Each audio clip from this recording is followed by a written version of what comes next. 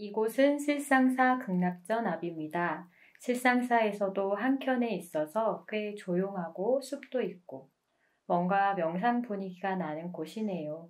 저희는 미리 선생님께 들어서 공부를 조금 했는데요. 이 극락전을 예전에는 부도전이라고 했다고 합니다. 부도는 스님들의 유고를 모신 탑이라는 뜻인데요. 그러니까 돌로 조각하여 세운 무덤이라고 말할 수 있어요. 그러니 부도전은 스님들의 무덤이 있는 곳이란 뜻이겠죠? 우리는 무덤이라고 하면 흔히 동그란 흙무덤을 생각하는데 돌로 만든 탑이 무덤이라니까 그것도 참 신기하다는 생각이 듭니다. 그런데 왜 여기 극락전이 부도전이라고 불렸는가? 왜냐하면 실상사를 처음 만들고 크게 일으킨 스님들의 부도가 이곳에 있기 때문입니다. 실상사를 처음 만드신 홍척 스님의 탑과 탑비, 그리고 실상사를 더 크게 일으킨 제자 수철 스님의 탑과 탑비가 있기 때문입니다. 저희는 그 가운데 수철 화상 탑비를 좀 더 자세히 공부하러 왔어요. 여러분도 저희와 함께 알아볼까요? 와, 1000년도 더 된 비석이라더니 정말 오래됐나 봐.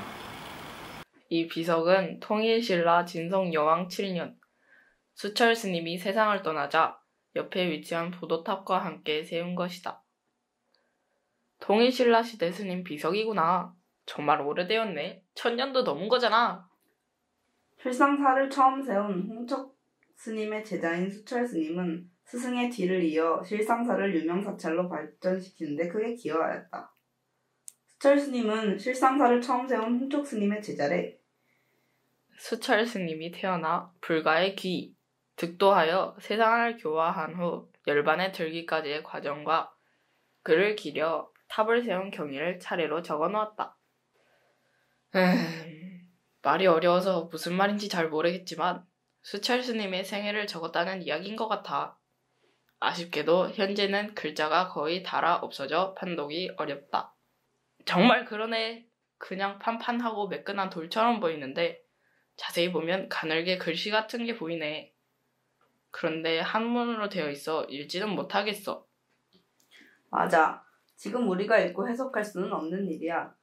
내가 선생님께 들었는데 이 탑비에는 수철 스님이 어떻게 살았는지 그 행적이 적혀 있어.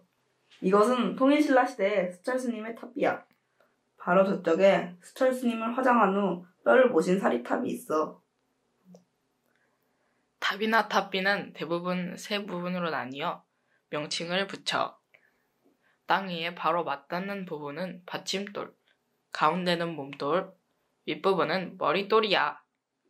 이렇게 받침돌, 몸돌, 머릿돌로 구성되어 있어. 탑비의 받침돌은 거북이 몸에 용의 머리를 한 것이 많아. 유적지에 가서 그런 거 많이 봤지? 그런데 수철 화상 탑비는 네모난 모양의 크고 긴 돌을 조각하여 받침대로 사용했대. 여기에 무슨 그림이 그려져 있는데? 이건 뭐지? 그건 코끼리 눈이라고도 하고 활짝 핀 연꽃이라고도 한대. 그렇게 보이지 않아? 응, 정말 그렇게 보여. 나는 바로 위에 있는 연꽃 무늬가 정말 아름답다는 생각을 했어. 그 옛날에 돌을 쪼아서 이렇게 아름다운 연꽃을 새겼다는 게 정말 대단한 것 같아. 정말 그러네. 그 연꽃 위에 있는 게 비석의 몸돌이야. 몸돌에는 대부분 비석 주인의 삶과 철학이 쓰여 있대. 그러니까 여기에도 수철 스님의 삶과 철학이 새겨져 있겠지? 근데 글씨도 희미해지고 돌에 살짝 둥간 부분도 있고 어떤 곳은 누가 일부러 긁은 흔적도 있어서 정말 속상해. 그러게, 문화유산의 소중함을 모르는 사람들이 많구나. 그건 그렇고 더 얘기해볼까?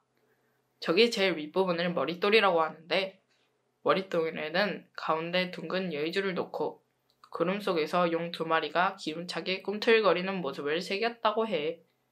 옆부분에도 구름 무늬가 새겨져 있는데 마치 꽃이 피어나는 것 같지? 그러게, 정말 멋져. 그런데 머릿돌 가운데 한문으로 쓰여진 글자는 무엇일까? 선생님이 능가 보활 탑비라고 쓰여 있다고 가르쳐 주셨어. 수철 스님이 돌아가시고 나서 진성여왕이 탑비의 이름을 능가보월이라고 지어주셨대. 능가보월은 세상의 이치를 바르게 깨달았다는 뜻이래. 천년의 시간이 그대로 느껴지는 비석 앞에 서 있으니 왠지 겸손한 마음이 드는걸? 우리는 고작 15년 정도 살았는데 하하. 그러게, 지금 우리 나이의 몇 배인 거야? 가운데 몸돌에 새겨져 있는 내용을 자세히 알면 좋을 텐데 달아서 잘 안 보이고 게다가 한문이라서 참 안타깝다. 아직도 많은 학자들이 연구를 하고 있는데 해석도 조금씩 다르다면서? 글자를 알아내기 위해서 밤중에 불빛을 비춰보기도 하고 여러 가지 방법을 활용했대. 최근에도 탁본을 통해 글자 몇 개를 더 읽을 수 있게 되었다고 해. 탁본? 그건 뭔데? 탁본이란 돌이나 나무, 금속 같은 것에 새겨진 글자나 문양을 종이에 그대로 떠서 사본을 만드는 거야.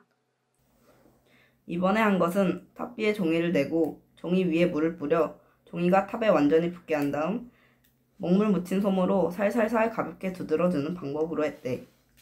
그러면 글씨가 새겨진 부분에는 먹물이 잘 묻지 않고 글씨가 새겨지지 않은 평평한 부분은 먹이 잘 묻어서 글씨가 잘 보이게 되는 거지. 그렇게 여러 가지 방법으로 시도한 덕분에 많이 해석이 되었다고 해. 그런데 오랜 시간 동안 비바람에 닳아버린 것도 문제지만 이 비석의 아랫부분이 파손되었다는 것이 더 큰 문제라고 해.